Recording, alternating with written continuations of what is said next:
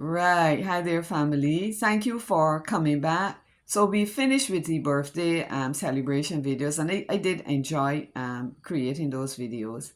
More than just about celebrating a birthday, it's really about celebrating a life. Right. There is a spiritual truth, though, because some people may think it is just somebody's thought that I really want to reinforce to you because it connects with the message. And I saw a number of you listen to I say sermon, but sermon song, no. I say message or sharing that I had posted on YouTube. And all of it was not there. And I want to say again that the critical part is the part that you did not hear. So I truly want you to hear it. No, the spiritual truth that I want to emphasize, and I will tell you the gospel truth, it was from 2003 in particular that this truth was embedded inside of me. I mean, it's here in the Bible. And I want to share this with you. I'm going to share this. I want to share something from the book God Sent a Man, because that is the part that is cut off in the sermon. And then from the publication, at the end of the book, there's a section called the epilogue. I looked at it a few minutes ago and I thought, good grief, I simply must share this. Everything comes together to help us to understand a number of spiritual truths. Even if somebody does not understand this truth about the life plan or accept it, it is critical that you do. Because if you accept it, it will definitely impact how you respond to things in your life. So let me read two critical verses here in Psalm 139.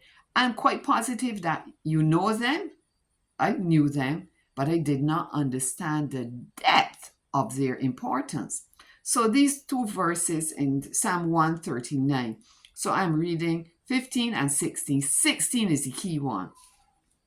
15 says, my frame was not hidden from you when it was made in secret and skillfully wrought in the lowest parts of the earth.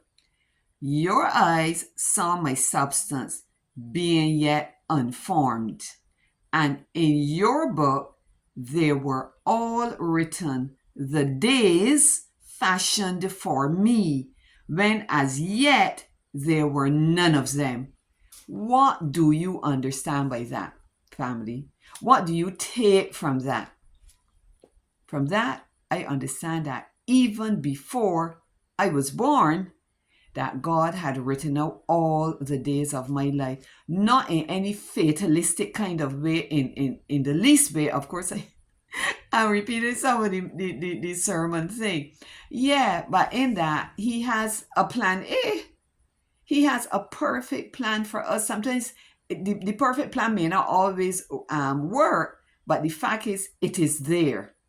So, this is what, if we understood the principle of our days being written out even before we lived one of them, then I would very boldly say to you, sorry for coming so close to you, even before I was born, God arranged that this book would be written. There's a lot in that. And let me jump over here, checking the time because I don't want to have the thought broken up. I'm a novice, so forgive me. And I'm not trying to be perfect with these videos. I'm just trying to share with you what I have understood about life. And that's what we are to do. Share what will be a help to other people.